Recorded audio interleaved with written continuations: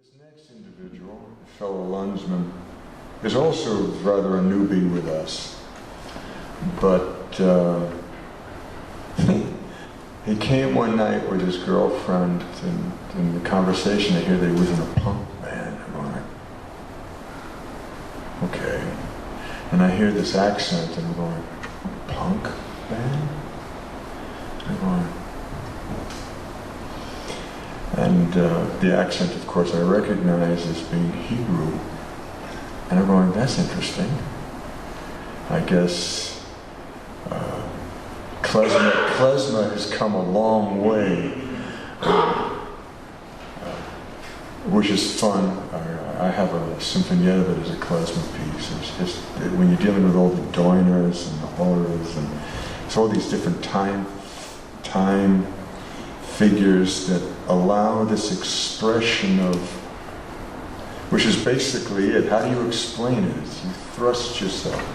Well, Arie does that in general, the way he reads his stuff, and he was splendiferous at the Karpelis Library and Manuscript Museum this past Saturday, and he just evoked a whole plethora of other readings because he read in Hebrew and he read in English, and then Mona Toscano was reading her transliterations of Romanian, and then I jumped into some Cherokee stuff for my own, and Hebrew as well, and all of a sudden you start to realize whether you specifically understand the word or not, you do.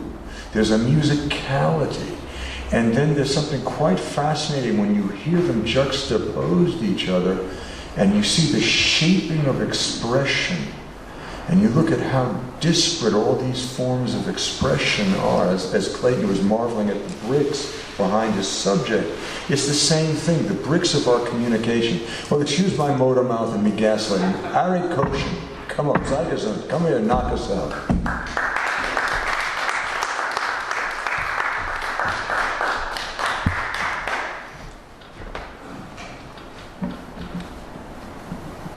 Punk was the least extreme thing I did. But never mind. Here, you can see. So basically I'm following requests this evening.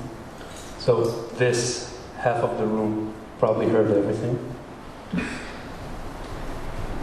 But this will be my last apology. So, okay, this is my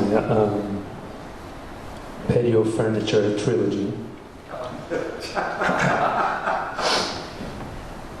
An ode to that time. An afternoon trickling over the patio furniture. It's the same cushion, darker. It's the same table, shinier. It's Saturn, humbling itself into a $12 pot, holding a fern, whispering outrageous advice. I'm writing a book made entirely out of beginnings. I am a catch and release program. I catch Americans and set them free in my dantian. I catch Indian tigers and let them loose in the nightly lands of discovery.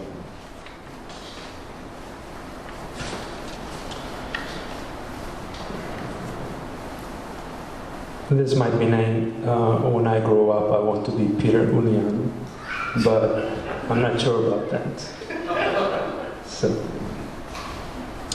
it's every living thing, it's every reason played, it's shingles, it's cops, it's love. Did we talk about love already? Did we talk about the ceremony? Did we talk about blood offered, summoned from the bellows, an ocean, still and eerie, where the heavens go when they want to get raped?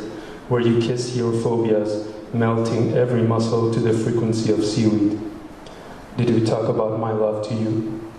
I went out of my way to unroast every peanut in the land. I composed the miserable dance of foreskins. I breathed fire to the clouds so that you could go home reeking of smoke.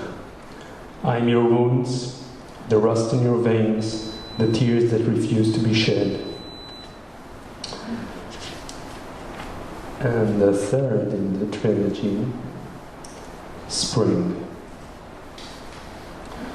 Spring, I took the patio furniture out of the garage. Spring, I saw a snake in the front lawn. Spring is the word my friends should use for allergies. Spring is turnouts and poetry events. Spring, and I very much prefer the presence of eagles over snakes. By summer, I'll be a black albino single-parent lesbian from a tiny prosecuted Muslim sect in Malaysia. By summer, I'll have perfect Chinese and perfect abs. By summer, I'll be a strong, calm, independent, modern woman in charge of her own destiny. By summer, I'll be an electric smile on Broadway. By summer, I might get bitten or learn to love snakes.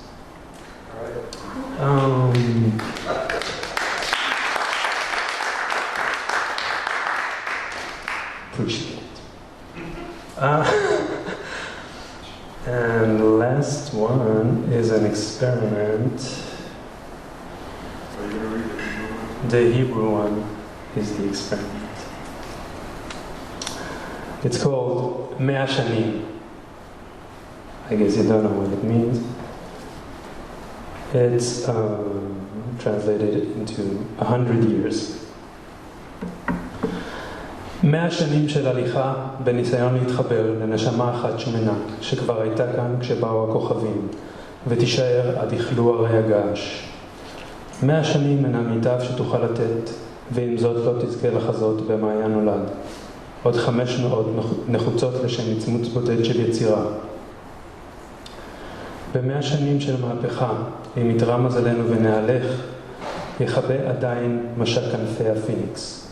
כי המתים לא משתמשים בעיניהם, והרוצחים מסתכלים תמיד לכיוון הלא נכון. אחרי 100 שנים הסתובבתי והחזרתי לבחורה ביציאה את משקפי התלת מימד, תוך כדי חיוך.